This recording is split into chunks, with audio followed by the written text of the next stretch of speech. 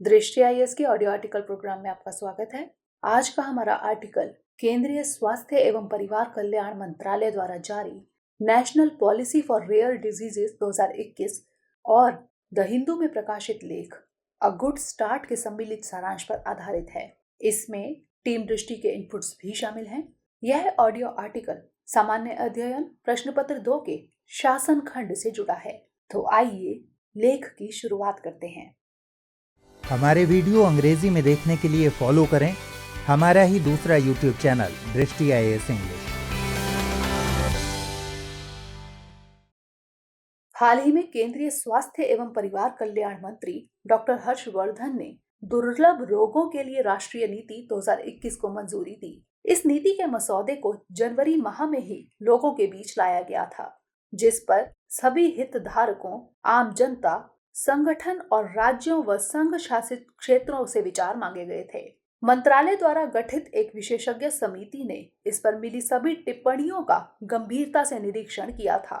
इस नीति का मकसद दुर्लभ रोगों से लोगों का बचाव करना है। दरअसल दुर्लभ बीमारियों का क्षेत्र काफी जटिल और व्यापक है और इससे बचाव, उपचार और प्रबंधन में कई चुनौतियां हैं। इन चुनौतियों में प्राथमिक देखभाल चिकित्सकों, पर्याप्त जांच की कमी और उपचार सुविधाएं आदि शामिल हैं।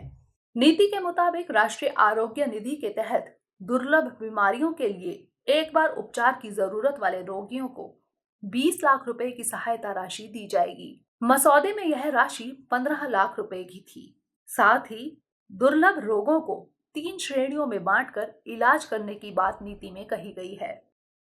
हालांकि जुलाई 2017 में भी स्वास्थ्य और परिवार कल्याण मंत्रालय भारत सरकार ने एक राष्ट्रीय नीति तैयार की थी, लेकिन सरकारों द्वारा इन रोगों के इलाज पर खर्च की राशि को लेकर अनिश्चितता थी। हालांकि इस नई नीति में भी सरकार को कई चुनौतियों का सामना करना होगा। एक तरफ जहां स्वास्थ्य पर बजट को लेकर सरकारें पिछड़ती रही हैं, वहीं अस्पतालों में बुनियादी अवसंरचना की कमी भी एक अहम मुद्दा है। इसके अलावा आमतौर पर दुर्लभ रोगों के बारे में जानकारी का अभाव होने से भी कई तरह की चुनौतियों का सामना करना पड़ता है।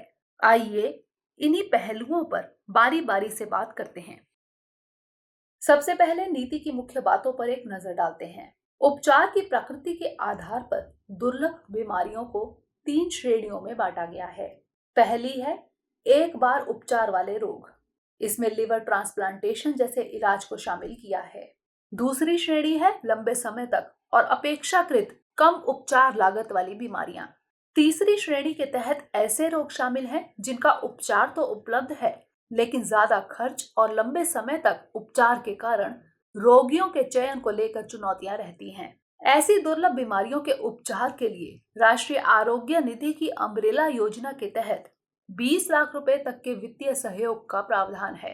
इसके लिए दुर्लभ रोग नीति में समूह 1 के अंतर्गत सूचीबद्ध बीमारी में एक मुश्त उपचार की जरूरत होती है। ऐसी वित्तीय सहायता के लिए लाभार्थी बीपीएल परिवारों तक सीमित नहीं होंगे, बल्कि यह लगभग 40% आबादी को दिया जाएगा, जो आयुष्मान भारत प्रधानमंत्री जन आरोग्य योजना के तहत पात्र हैं। लेकिन दुर्लभ बीमारियों के इलाज के लिए यह वित्तीय सहायता राष्ट्रीय आरोग्य निधि के तहत प्रस्तावित है, न कि आयुष्मान भारत प्रधानमंत्री जन आरोग्य योजना के तहत। इसके अलावा नीति में एक क्राउड फंडिंग व्यवस्था की भी कल्पना की गई है, क्योंकि ऐसी बीमारियों का इलाज महंगा होता है। इसमें कंपनियों और लोगों को दुर्लभ बीमारियों के उपचार के लिए एक मजबूत आईटी प्लेटफॉर्म के जरिए वित्तीय समर्थन देने के लिए प्रोत्साहित किया जाएगा। इसके जरिए जुटाई गई धनराशि का पहले शुल्क के रूप में दुर्लभ बीमारियों की सभी 3 श्रेणियों के उपचार के लिए उपयोग किया जाएगा और फिर बाकी वित्तीय संसाधनों का अनुसंधान के लिए भी उपयोग किया जा सकता है।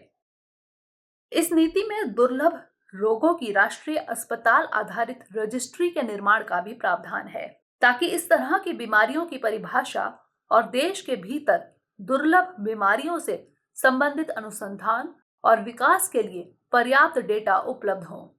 यह प्राथमिक और माध्यमिक स्वास्थ्य देखभाल बुनियादी ढांचे जैसे स्वास्थ्य और कल्याण केंद्रों तथा डिस्ट्रिक्ट अर्ली इंटरवेंशन सेंटर्स के जरिए उच्च जोखिम वाले रोगियों के लिए परामर्श के जरिए जल्द जांच और रोकथाम पर केंद्रित है।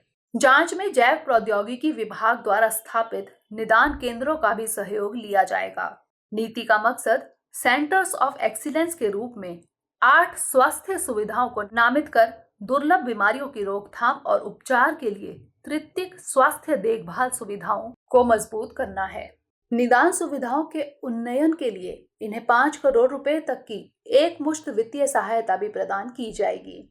दुर्लभ रोग नीति का मकसद स्वदेशी अनुसंधान पर ध्यान केंद्रित करने के साथ दुर्लभ बीमारियों के इलाज की उच्च लागत को कम करना है। इसके लिए स्वास्थ्य अनुसंधान विभाग, स्वास्थ्य मंत्रालय और परिवार कल्याण विभाग के साथ संयोजक के रूप में राष्ट्रीय संघ की स्थापना की बात कही गई है। सवाल है कि इस नीति की जरूरत ही क्यों पड़ी? दरअसल दुर्लभ रोगों की कोई सार्वभौमिक या मानक परिभाषा नहीं है। एक बीमारी जो अपने आप में अनूठी होती है या आमतौर पर लोग इनसे ग्रस्त नहीं होते, उन्हें एक दुर्लभ बीमारी माना जाता है। अलग अलग देशों में प्रचलन के संदर्भ में इसे परिभाषित किया गया है।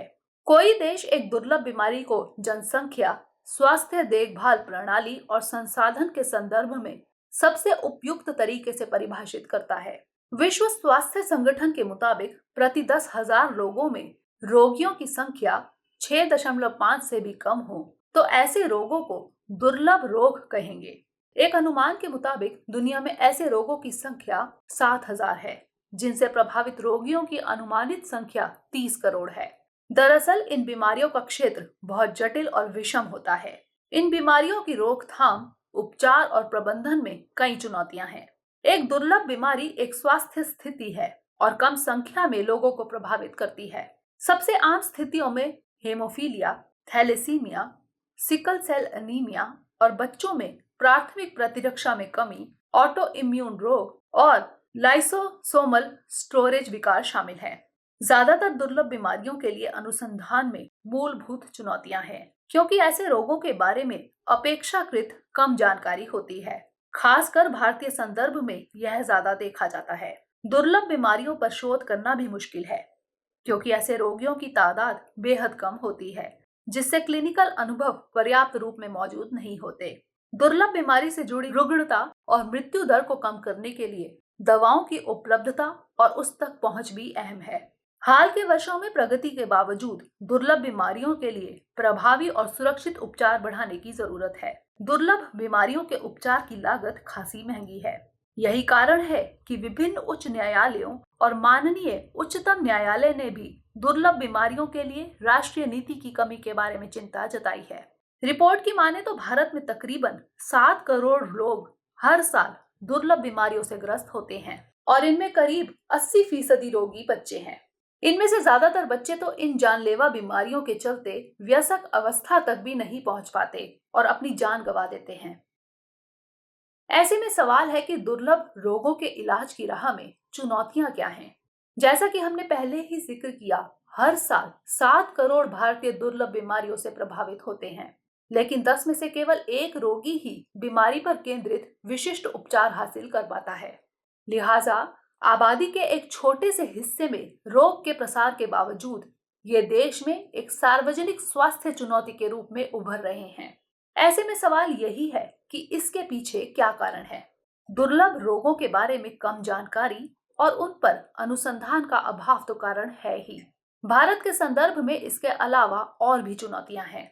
दरअसल श्रेणी 1 और 2 के उलट श्रेणी 3 वाले रोगियों को स्थायी उपचार सहायता की जरूरत होती है। इन रोगियों के लिए एक स्थायी वित्त पोषण सहायता की कमी के चलते सभी रोगियों का जीवन जोखिम में है, इसलिए ये क्राउड फंडिंग पर निर्भर हैं। इसके अलावा इस क्षेत्र में दवा निर्माण कंपनियों की भी कमी है, जिससे दवाओं की उपलब्धता कम होती है, लिहाजा इनका मूल्य अपेक्षाकृत ज्यादा होता है। मौजूदा वक्त में कुछ दवा कंपनियां ही विश्व स्तर पर दुर्लभ बीमारियों के उपचार के लिए दवाओं का निर्माण कर रही हैं। इस मामले में भारत में ऐसी घरेलू दवा कंपनियों की दरकार है जो ऐसे दवाओं का निर्माण करे। इसके अलावा भारत सरकार द्वारा स्वास्थ्य सेवा पर कम खर्च करना भी एक चुनौती है।